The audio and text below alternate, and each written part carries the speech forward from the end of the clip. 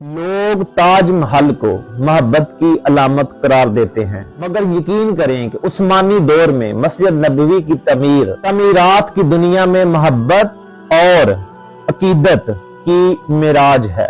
इस वीडियो को एंड तक देखें और अपने दिलों को इश्क मुस्तफा सल्लल्लाहु अलैहि वसल्लम से मुनव्वर करें। तुर्कों ने जब मस्जिद नबवी की तमीर का इरादा किया तो उन्होंने अपनी वसीओ अरीज सल्तनत में ये ऐलान किया कि उन्हें इमारत साजी के मुतल्लक फनून के बेहतरीन जो मुमार हैं वो दरकार हैं। ऐलान करने की देर थी कि हर इल्म के माने हुए लोगों ने रजू किया और अपनी खिदमात पेश की। सुल्तान के हुक्म से इस्तांबुल के बाहर एक शहर बसाया गया, जिसमें अतराफ आलम से आने वाले इन माहरीन को अलग अलग महलों में रखा गया। इसके बाद अकीदत और हैरत का इस तरह बाब शुरू हुआ जिसकी नजीर मिलना मुश्किल है। खलीफा वक्त जो उस वक्त की दुनिया का सबसे बड़ा फरमारवा था, शहर में आया और हर शोबे के माहर को ताकीद की कि अपने ज़हीन तरीन बच्चे को अपना ये फन इसी तरह सिखाए और इसे यकता और बेमिसाल कर दे।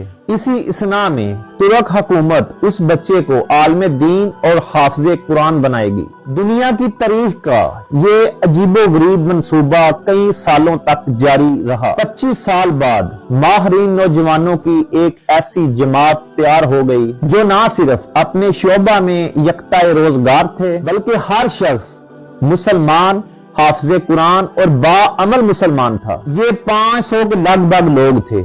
इसी दौरान तुर्कों ने पत्थरों की कई कानें दरियाफ्त की, जंगलों से लकड़ियां कटवाई, उनके तख्ते हासिल किए गए और शीशे का सामान बाहम पहुंचाया गया। जब ये सारा सामान नबी करीम सल्लल्लाहु अलैहि वसल्लम के शहर पहुंचाया गया तो ये अदब का ये आलम था कि इस सामान को रखने के लिए मदीना से दूर एक बस्ती बसाई गई ताकि शोर से मदीने का माहौल खराब ना हो। नबी करीम सल्लल्लाहु अलैहि वसल्लम के अदब की वजह से अगर किसी पत्थर में कोई तरमीम की जरूरत पड़ती तो उस पत्थर को वापस उसी बस्ती में भेजा जाता। माहरीन को हुक्म था कि हर शख्स काम के दौरान बावजू रहे और दुरूद शरीफ और कुरान करीम की तिलावत में मशगूल रहे। खुजरा मुबारक की जालियों को एक साफ कपड़े से लपेट दिया गया कि गर्दो गुबार अंदर रोजा रसूल में ना जाए। खतून लगाए गए कि वे आजल जन्ना और रोजा पाक पर मिट्टी ना गिरे। ये काम 15 साल तक चलता रहा और तरीहे आलम गवाह है।